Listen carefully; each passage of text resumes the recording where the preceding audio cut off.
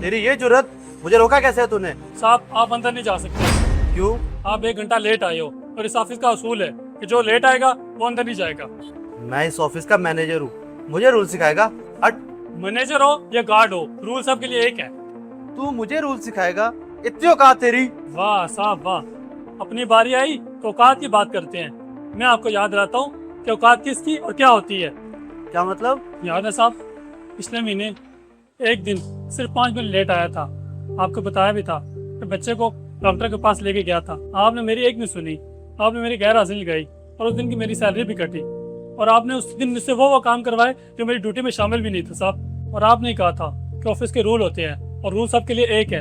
और जब मैंने आज आपको रोका तो आप मुझे औकात की बात याद दिला रहे साहब। साहब मैं तो अपनी ड्यूटी निभा रहा हूँ सर।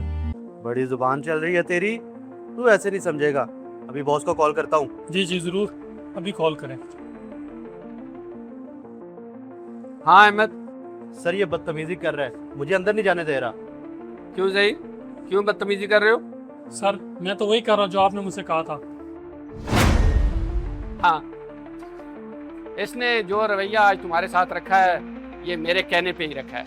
और ये एक टेस्ट था और इस टेस्ट में तुम फेल हो चुके हो। क्या मतलब? मैं समझा नहीं।